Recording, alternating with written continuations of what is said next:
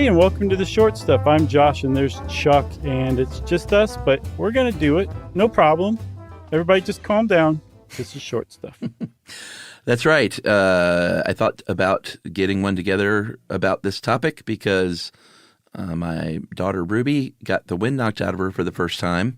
Oh, no. A couple of weeks ago, and told me about it. I wasn't there when it happened. It happened at school, and she said it was scary. And I was like, hey, listen, kiddo, that happened to me.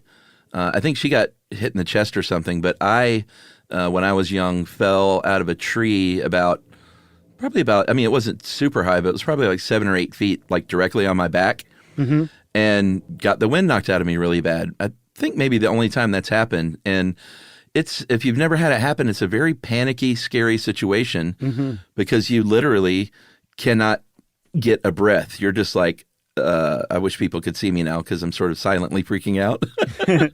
But you cannot inhale or exhale for a very short period, for a period of a few seconds until you go and get your breath again finally. But I was like, what's going on there? And we found out.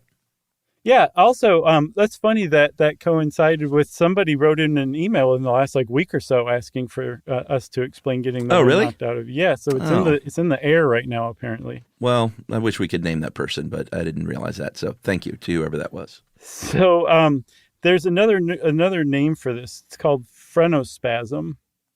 The reason why it involves your phrenic nerve, which controls your diaphragm, which is essentially at the center of this whole thing.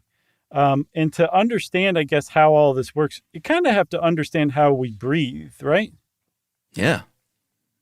Oh, okay. I'll tell everybody how you breathe.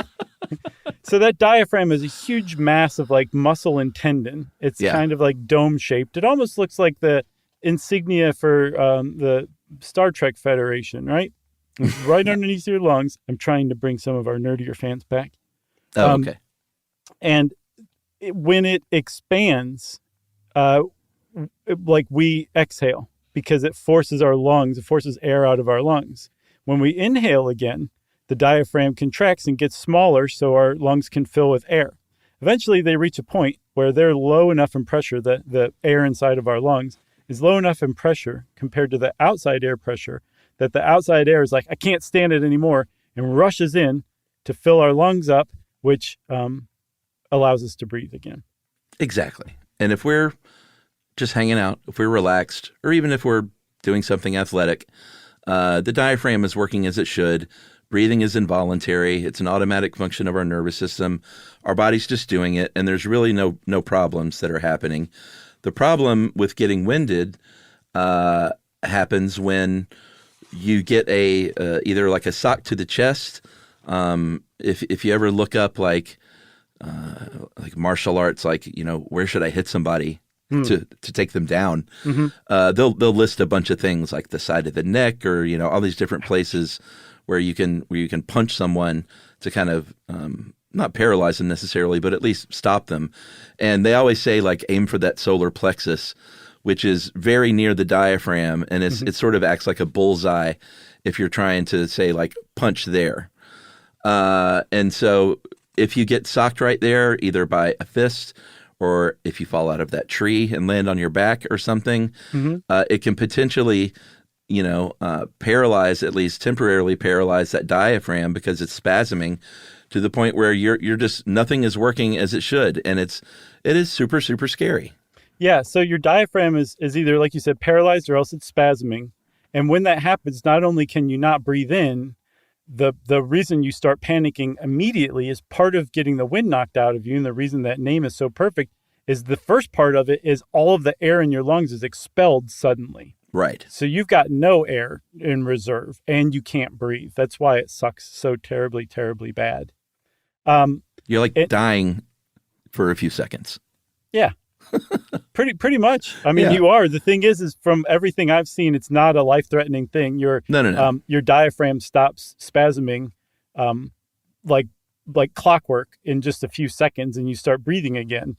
It takes a little while for the panic to subside because your lizard brain is on overdrive. Yeah. But you will start breathing again.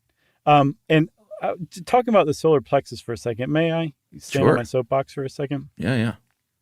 So if you read around the internet what causes the wind to get knocked out of you or what happens, people will add the solar plexus in. And at base, the reason that it gets added is exactly as you described it. That's where your diaphragm is, right? Yeah. But the solar plexus specifically is a bundle of nerves that controls like your guts and your stomach and your spleen and your liver and all that stuff. Mm-hmm. And it's actually the thing that slows down digestion when you're in fight or flight mode. It's that solar plexus bundle of nerves that's like, oh, okay, we'll just sit here for a little while we run. The problem that I found, and this is why I'm on my soapbox, is plenty of people who have written articles on this kind of thing go a step further and say, well, your solar plexus is temporarily disabled, and right. So your diaphragm doesn't work. Your solar plexus has nothing to do with sending nerve signals to your diaphragm, and it just drove me nuts to see it over and over and over again because they wouldn't explain it. Yeah. They wouldn't go any further. They just toss that out. And for anybody who doesn't know or doesn't care to look further, like that's somebody who knows what they're talking about wrote this fact-based researched article, and it's just wrong. And that drives me so crazy, man. It's everywhere. It's just so lazy, and it's just a form of spreading misinformation through laziness. Yeah. And I think, well, first of all, I don't think it's a very big deal. So it's not, but collectively, cumulatively, it is. Yeah, but it's I think it's just sort of a more specific bullseye and a shorthand for, like, instead of saying punch someone in the diaphragm or punch someone in the stomach. Right. It's a little bit higher than that. The solar plexus is sort of midway between your navel and, I guess, what is that? The bottom of your pecs, I saw. Yeah, the bottom of your pecs. So I think it's just sort of shorthand, but it's such a shorthand that getting the wind knocked out of you, like a doctor might even call it a solar plexus attack. You go see a different doctor if your doctor says that. I want to shout out a guy named Kevin Tokoph, Tokoph at Catalyst University. I saw that video. Yeah, he did a great video on all this and went to the trouble of explaining all that the solar plexus really doesn't have anything to do with it. It just happens to be in the wrong place at the wrong time, basically. He didn't get all worked up like you, though, huh? No. No, he was a cool. He played it pretty cool. Yeah. All right. Go check out the video because it explains this in a pretty cool way with visuals. But we'll be back to talk about what you might do if you have found that you have had a solar plexus attack right after this. Man.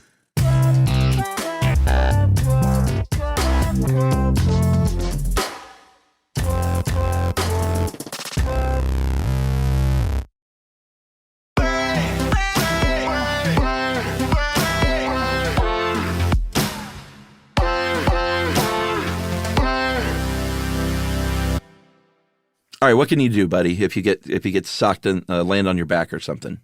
Well, the stuff that we found is basically talking to the coach of the little league team.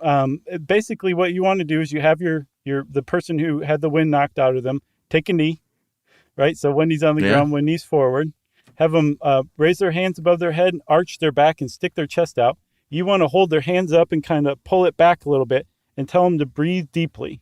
Long inhalations, short inhalations, long exhalations, and very quickly you will start breathing normally, or the kid will. Yeah. If you're by yourself, try to get into that position and raise your arms yourself. But if you're too freaked out, maybe just sit up in like a crouch position. Try and, again, breathe through your mouth. Breathe in through your mouth, that is. Push your stomach out, then suck your stomach back. Like, try and be real just intentional with your breathing, and try and relax. Try and stay calm. That's like the biggest thing is like, all right, I know what's happened to me and that I will breathe again.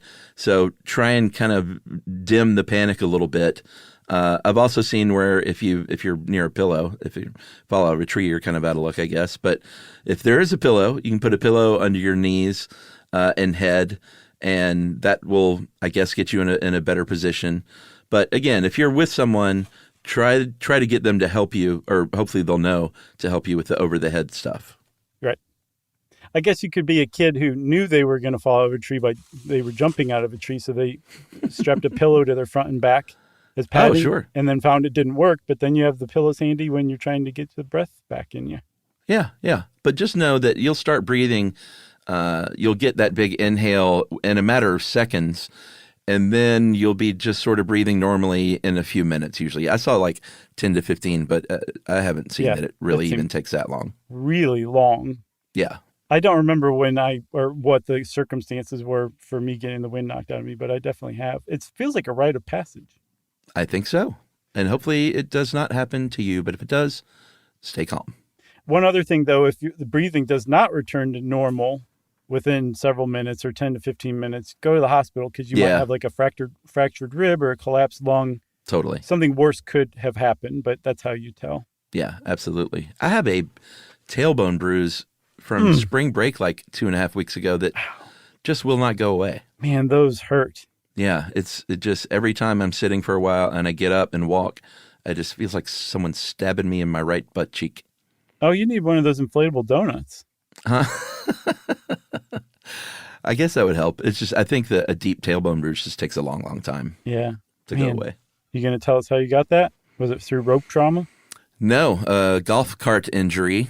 One of those deals, the golf carts when you're sitting there, they have the little handrail that's very hard on the side, right by your hip. If you go to sit down and your golf cart buddy hits the gas, and it just drove right into my butt bone. Oh my God.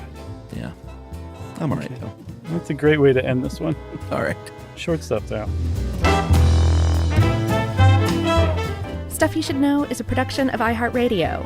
For more podcasts from iHeartRadio, visit the iHeartRadio app, Apple Podcasts, or wherever you listen to your favorite shows.